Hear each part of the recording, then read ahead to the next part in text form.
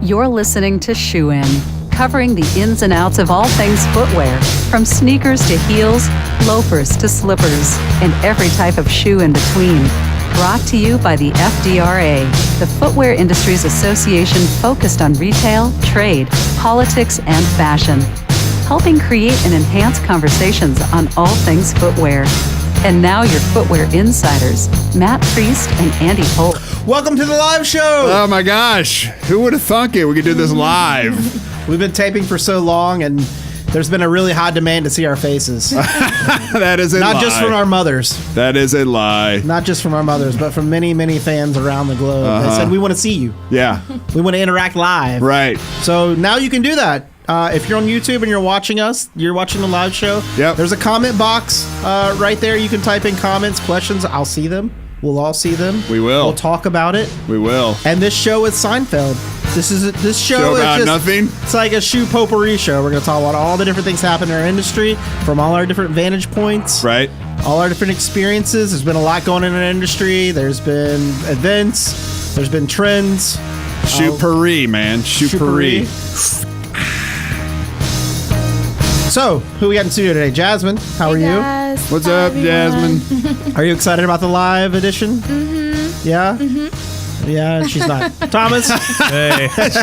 She is not. Not excited.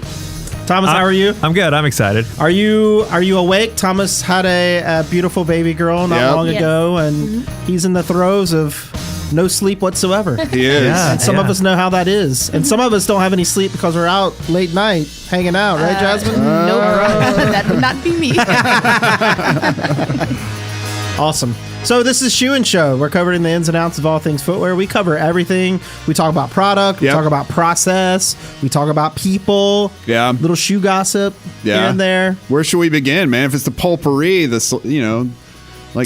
I your think wish is our command. We're in the middle of like event season for the footwear industry. It's starting to kick up as spring starts to come around the corner. And last week we just finished off a series of events that were really impactful, very important. Yeah. Gave voice to people who don't normally have a voice in our industry. Yeah. Highlighted them in ways that I hope will propel the topics and discussions to the limelight of our industry and actually reach all the way to the upper echelons of our leaders. Right. And that was the African American Footwear Forum. Yeah. So, Jasmine. Yes. Let's talk about it. What are your thoughts on Jasmine, the end of the first ever African American Footwear Jasmine Forum? did a lot of work to set up things and enact things and manage things and run things. So we started off at Howard University for a career day.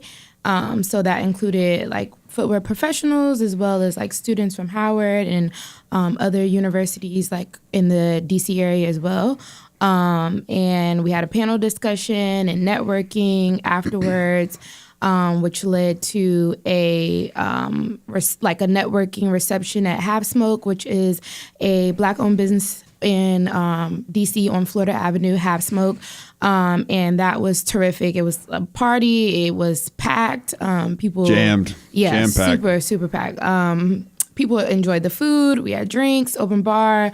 That was great. The next day was supposed to be our event at the African American Museum that was postponed due to some very nasty weather. Yeah. So then we ended up pivoting to the Grand Hyatt in DC, which ended up being still a really great event. I woke up at 6:00 a.m. and started planning that, and that started at 6:00 p.m. So in about 6 hours, we got that together.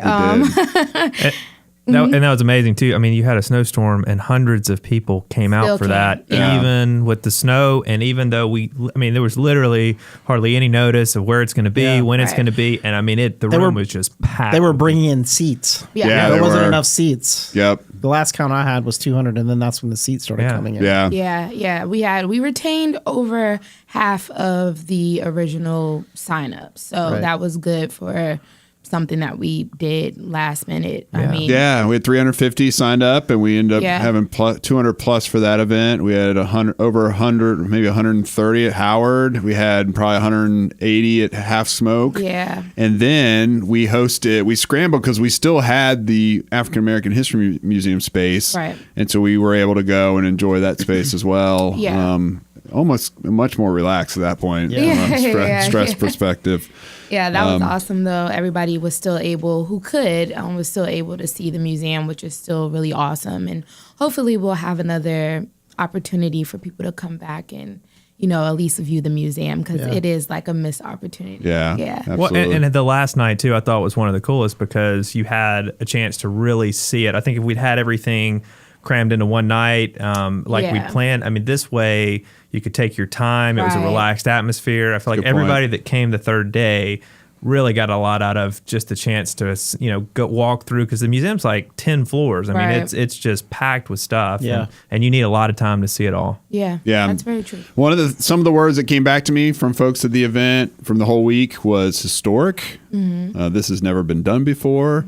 And I think we just kind of lose sight of that. It takes a platform like FDRA and an organization like Pinsol and some real leadership, Jasmine's leadership, Dwayne Edwards, others, to pull together, to really rally folks together and bring them together, that you just think happens naturally, but it actually doesn't. Yeah. Each of the companies has their own kind of diversity initiative, right? But they don't talk. They don't hang out in a location that's central. And so, I was just blown away by the positive feedback, the love in the room there. It was like a reunion. Yeah. It was awesome. It was really cool. I would say I've been in event production since 17, but mostly runway shows and things like that. And this was probably the most rewarding, most stressful, but most rewarding event out of all of them. Wow. It was really good. I could feel the energy, and even though I haven't been in the footwear industry as long as some of the others, I felt included. Yeah, didn't you? So. Yeah, me too. And I think from some of the themes that were really important was the same thing you're talking about, these connections that people are making. They're finding other people in their same space and their same positions in other companies that they didn't know. Yeah. And they're having those connections now. And I think also a lot of folks who've been in the shoe industry for a long time are talking more about mentorship and being able to be more open and talk to people about career paths and struggles, but successes and how you balance all that and go through that. And so the program that we had on the second night was excellent. They had a couple of keynotes, the Black Geniuses, kind of like TED Talks. Yep. People who've been in the industry for a long time and really... Yeah, Brandis Russell and Drew Greer. Right, and really talked about what it meant to go through challenges and struggles, but all the success that you could have if you just keep pushing through. And, and then we had a great panel, and then we had... two different lists, 40, future 40 and kind of 50, future 50. Future 50 and current 50, talking about Black leaders in the footwear industry and then emerging leaders the people we need to watch. So that was great to see people in the audience being recognized and be able to stand up, really probably cool. for the first time being recognized in our industry. And some of them didn't even know, which was funny. I had a woman from Foot Locker, Ashley Hines, come up to me and be like, I didn't even know they called my name. I'm like, yeah, you're up there. But that's also posted on nicekicks.com if anybody wants to kind of review the list that Pencil created. That's cool. Well, we got a question from one of our avid viewers. There we go. What was your favorite part of the museum? So, Jasmine, why don't we start with you? What do you think your favorite part of the museum is? It's an interesting word because it's a museum that will mortify you, will challenge you, will make you really sad. But also it's triumphant. It's all these emotions wrapped up in one. I just saw people, you have to take a break once you make your way up from the lower levels. Yeah, you know what I mean? definitely took a break. I didn't actually that. Well, two things I will say. That night, I was very happy that the caterers did their job. So when I walked downstairs and everything was exactly how I envisioned it, that's one thing that was my favorite part of the museum night. And then two, my favorite is the top floor, is the third floor where they have a lot of the fashion and music history, just because I'm a music lover. But the the basement area where it's more so like 1400s and 1800s, I want to say. That was really, really well done. It was a lot to look at. They had this one part where it was like where people were committing suicide. Like you could hear like different voices, and they had like a tunnel that was like symbolic of it. That was like, after that point, I just walked my way back up to the reception area, and I was like, okay, we're cool for the day. Yeah. But it was very powerful, very well done. They even had a spot on the basement area where you can kind of go and reflect and save your story, which I think is really cool, that the museum will have tons of 30-second videos of how people felt when they were down there for their archives. So that was kind of cool. That is cool. That's really cool. What about you guys?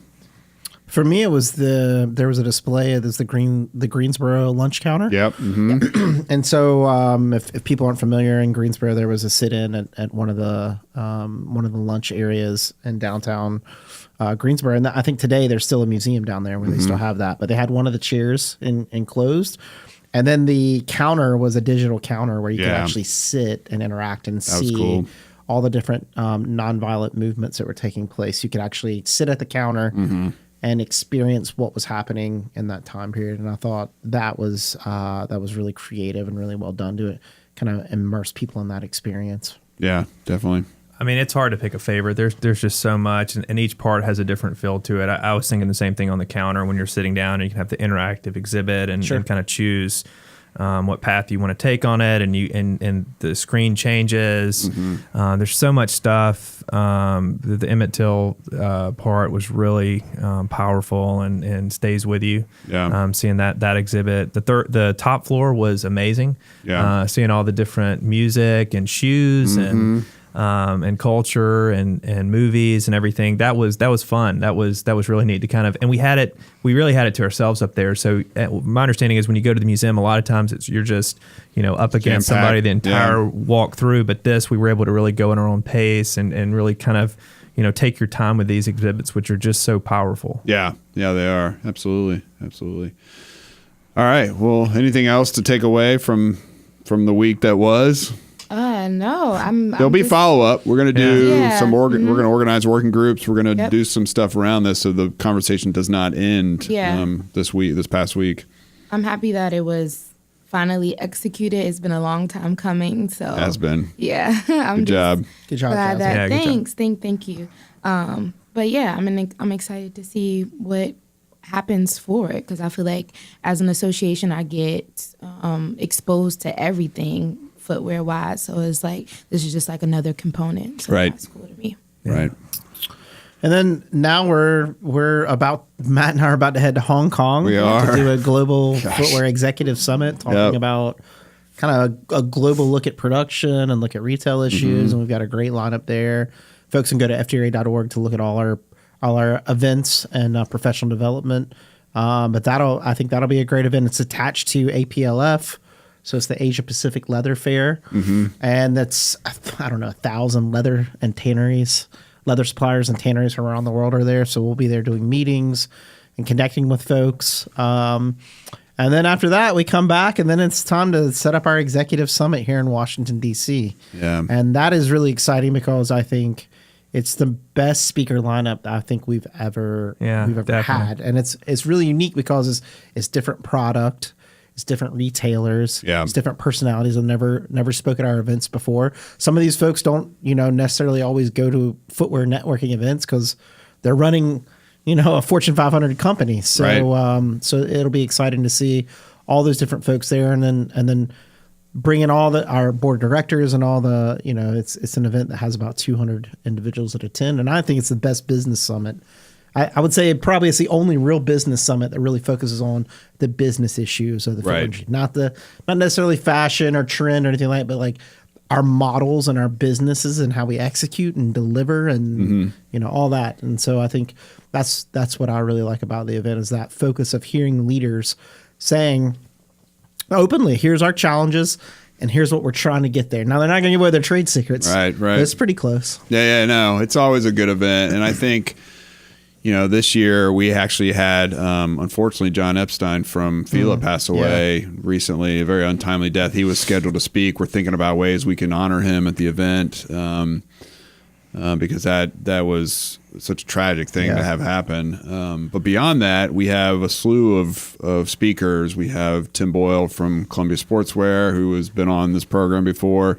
Diane Sullivan from Caleres, their fearless leader. David Kahn from Birkenstock. Margot Fowler, who's the chief chief IP officer at Nike. We have Michael Froman, who was Obama's chief trade guy. He's with MasterCard. Who was on the show. He came on when he was USTR. Years ago. He had, we went to him. Let's be honest. He did not come on the show. We took the show to him. That's true. We went to He's USTR. a busy man. But I think, to Andy's point, it's a legit lineup, and I'm really excited about it. So, and we're also doing something we've never done before. The day before, we're doing a new way of doing Hill advocacy, where we're bringing in companies, setting up booths, having a great spot in the house, Rayburn House building right by the Capitol. It's going to be very interactive. There's so much excitement around that. And that's the day before. So not only is it the summit, not only is it the board meeting, but we've got this very, very unique and cool opportunity to reach members of Congress and show them, here's every aspect of the supply chain, here's the new stuff we're doing, the innovative stuff. And so it's going to be a great networking and kind of a lot of live demonstrations and things like that. So that's another exciting reason to come. That reminds me of all the work we have to do ahead. A few weeks, right? Yeah. It's awesome just thinking about it. But at that fair, we'll have Wolverine, Nike, Under Armour, Danner Lacrosse, Allen Edmonds, Shoe Carnival, Keen, Rack Room. It's going to be awesome. We're going to have so many great companies there. So, but, one of the things that last year's exec summit we were talking about so much was the trade wars, right? Yeah. And so yesterday, the president tweeted out that he's not going to bump up duties on the $200 billion that he had threatened, that the deadline was March 1st. So which is Friday. You forget that it's, we were about to see a big, massive duty increase on Friday from 10% to 25% on a number of products that footwear companies make, like hats and handbags and travel goods and sports equipment. Things like that. One thing to keep in mind is there's still tariffs in place. The U.S. has hit China with more than $250 billion in tariffs already, and that's already having an effect. There was a ceasefire on the current trade war, so the tariffs stay in place, or no new increases, and the president's extended that. He hasn't said how long he's extending it, but they're trying to work out some final agreement between the U.S. and China. I think an agreement's coming. I think they told us a year ago in May of 18, this was going to last about a year. It's going to be painful, but it's going to be uncertain, but just give us some time. And it's probably going to work out almost to the day, right? Yeah. So I think they really want a deal, and I think that's what they're pushing for. So we'll see what happens. And his tweet also says, substantial progress. I'm going to set up a summit with President Xi, and we're going to get, as long as we continue to make progress, we're going to get a final agreement. So it's very positive. Yeah. I think on kind of where things are headed, but there's still that uncertainty, tremendous uncertainty from the threat of tariffs and the fact that we don't know when this is going to be resolved. There's a lot of difficult issues to be resolved. Yeah, totally. Absolutely. So, yep. There'll be an agreement to agree at a later date. There will be. I mean, to that point, it's 6 frameworks or something like that. Yeah. So it's take forever. I mean, it's not like a legal law. It's not like a free trade agreement they're going to pass through Congress. It's just going to be like MOUs at the yin yang. Right. It'll be a mutual appreciation and admiration agreement. That's right. Our countries are great. You're a great Trade leader. is No, great. you are. Yes. No, you are. I'll sign that.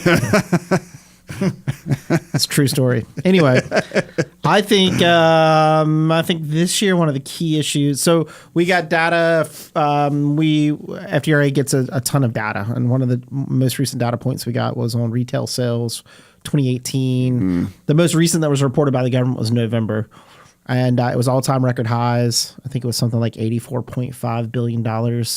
Consumer spending on shoes. Yeah. That does not even capture kind of off market. Right. So like StockX. Right. Or sorry, is that StockX? Yeah. StockX.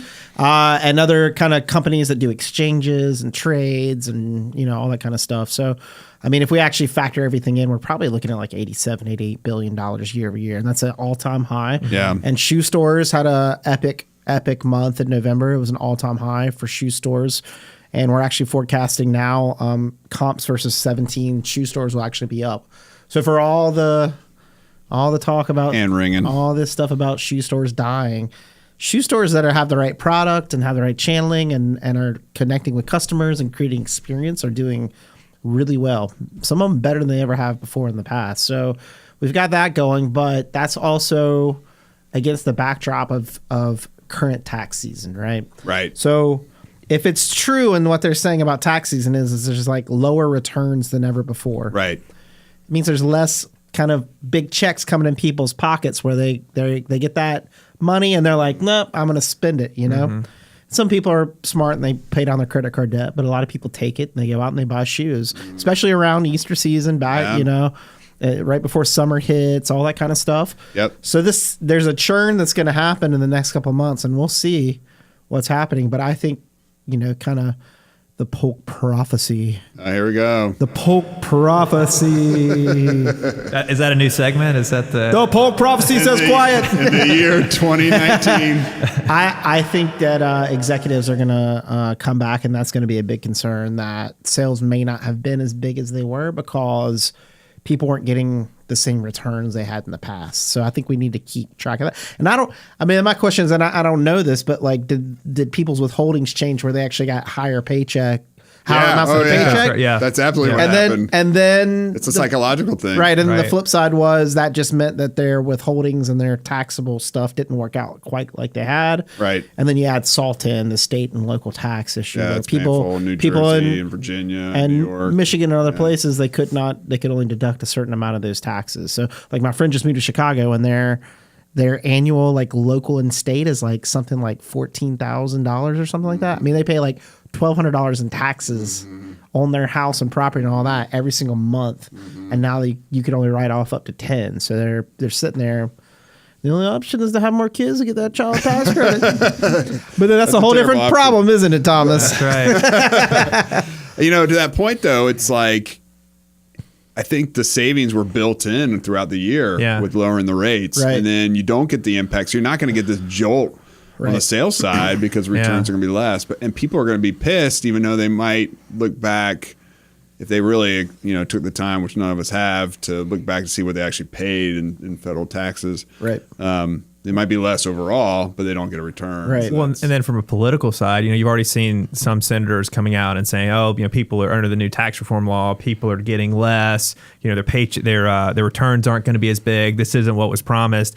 And you know, the counter is, like you said, it's built in to paychecks, but the challenge politically for that is people aren't going to go back and compare to see exactly how much they were saving. Maybe the flip side is there'll be a lot of retail therapy where people are just like, I'm going to go out and I'm going to put some stuff on my credit card. Mm-hmm. So be it. And then maybe. C'est la vie. Yeah. So I don't know. I mean, what say you, Jasmine? I don't know either. Yeah.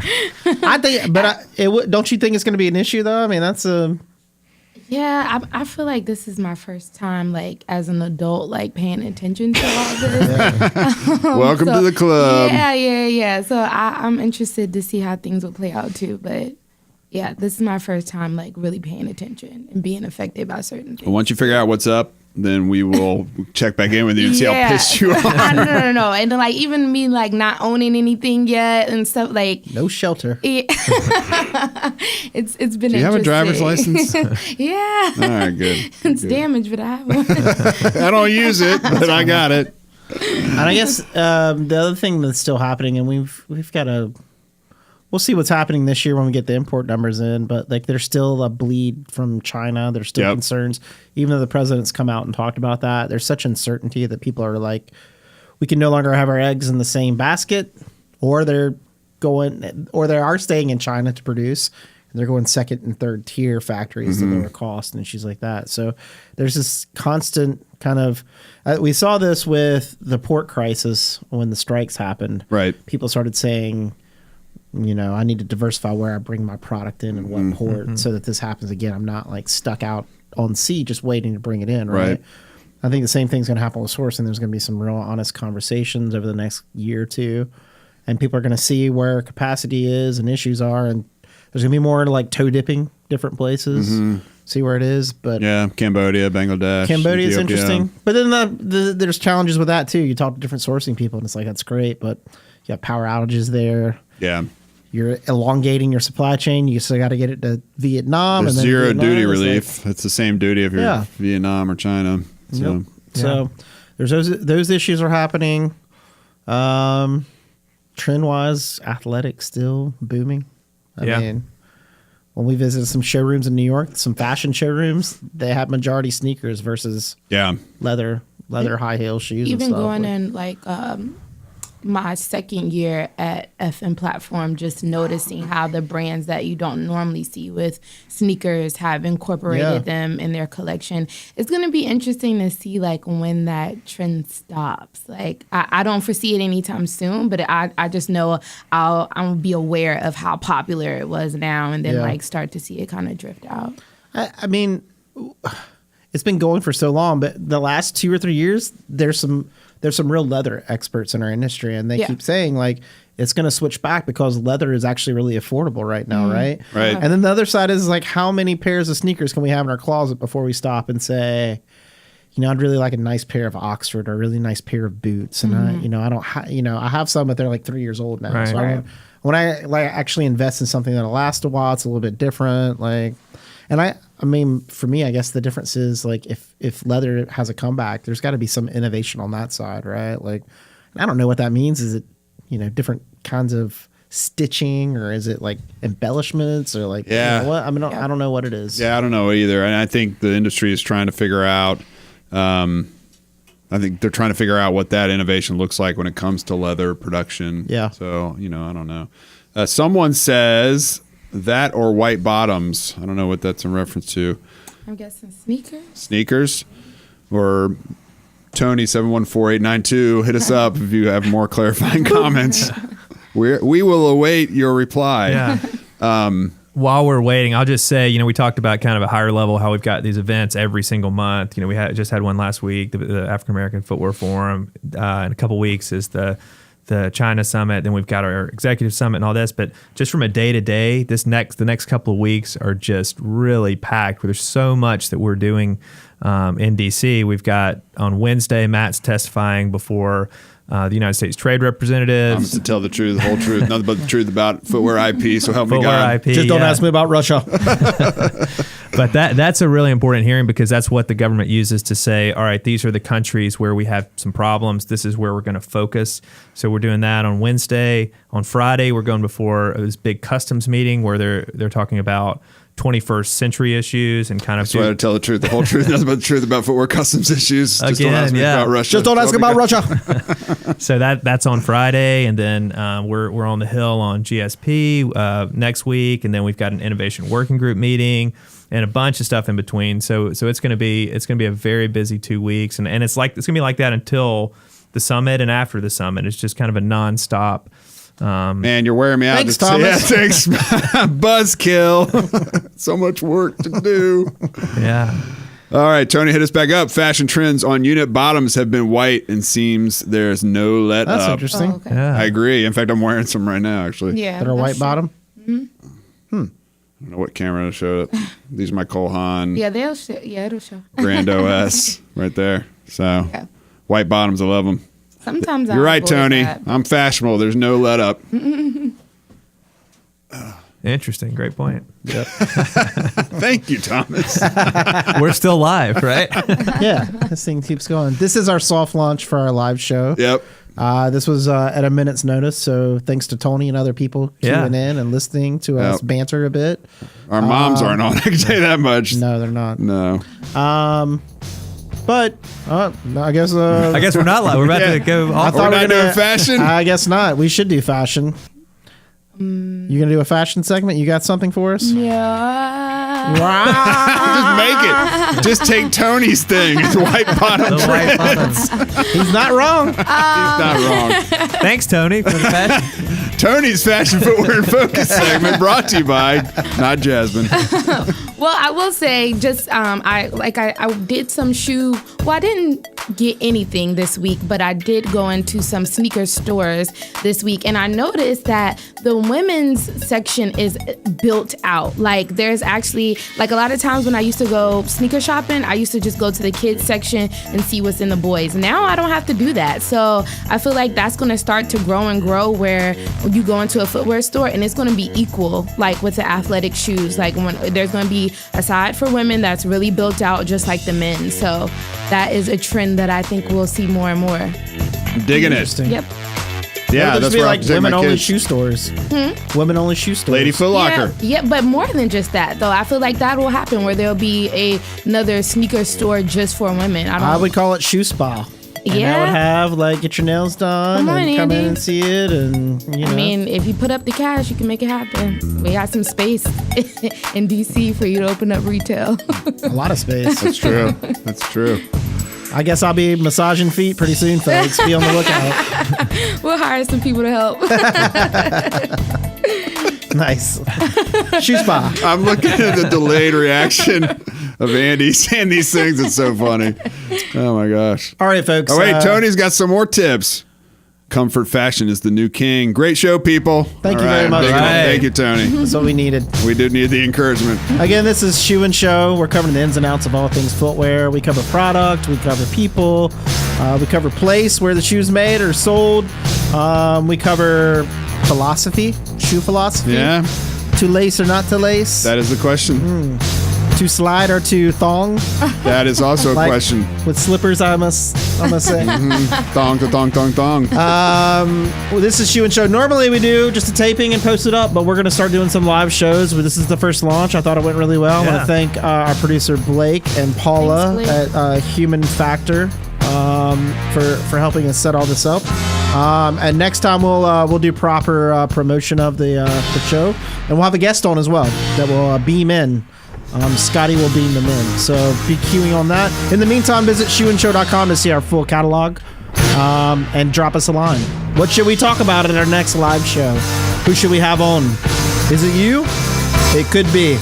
Tune in next time. Shoe and Show is out. Shoe In has been brought to you by the FDRA, the Footwear Industries Association focused on retail, trade, politics, and fashion, helping create and enhance conversations on all things footwear. For information about FDRA, visit fdra.org.